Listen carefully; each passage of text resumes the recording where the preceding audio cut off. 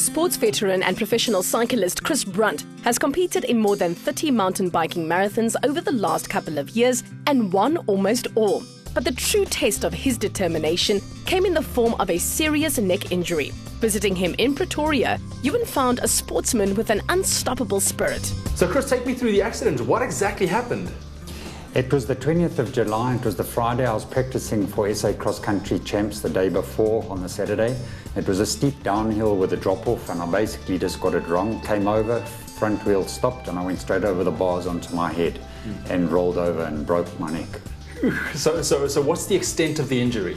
It's a fairly serious injury. It's what they call a C2 or a hangman's break. C2 is the vertebra at the top of your spine and it's got a point on it that your skull pivots on it, and when they break that, it normally stops your respiratory system and you die. So I was very, very lucky.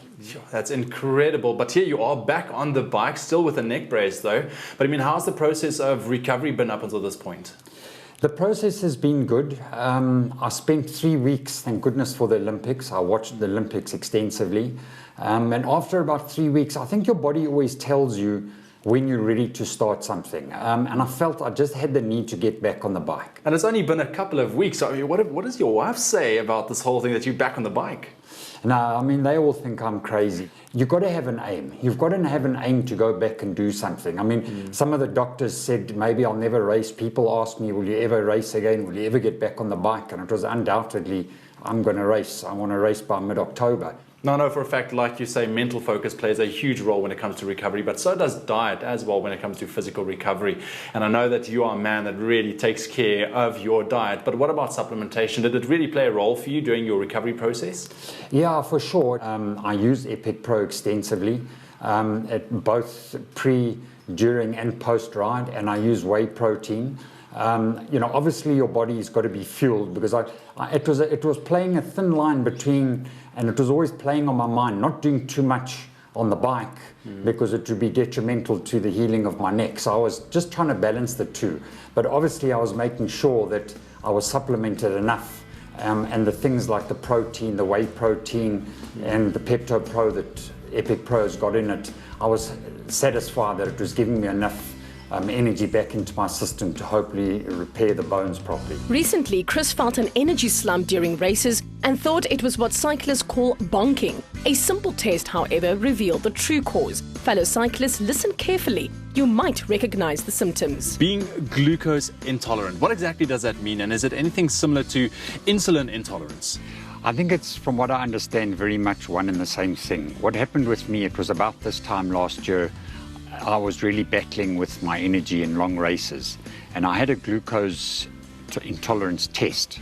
And apparently what happens is those high GI sugars spike your insulin, and it actually takes the energy away from the muscles where they should be putting it. So in effect, it is one and the same thing. I've luckily, through Epic Pro and USN, been able to get on top of the problem now by taking complex carbohydrates instead of the high glycemic carbohydrates that are in most other energy drinks. But since finding out, I mean, a lot of changes had to take place in your lifestyle, your training, and also, I mean, I'm sure the performance on your bike was affected. Yeah, the performance was affected drastically before that because I was just bonking. I was just really running out of energy. As far as diet goes, I've got to be very, very careful and try and avoid high glycemic foods, anything that's high on the glycemic scale, because it spikes my insulin. So it was difficult. You know, very, very few manufacturers make a low GI type of energy drink, and it's a problem that is happening to more and more cyclists. You know, these athletes are training up to 12, some of them 20 hours a week, and going through huge amounts of these high energy drinks, and a lot of people are turning insulin resistant and basically turning into type 2 diabetes. And we're also so happy that you are back on the bike after your very serious fall. What can we expect from you in the future going forward? Well, the next big event for myself is the Epic this year. They've started a Grandmaster class, which is 50-year-olds. They've invited myself and my partner Paul to ride, so we'll be competing in the Grandmaster category in the Epic. That's one of my driving forces, which I said earlier. Hopefully I'll be able to race as early as mid-October, but I'll play it by ear. I don't want to take any chances with this neck. But really, it's through to the Epic next year in March, and that's my next goal. We wish you all of the best with your recovery, Chris. Friends, share your fitness journey on the USN SA's Facebook page. There's a summer of great sporting events awaiting. So hop into the saddle and get out there.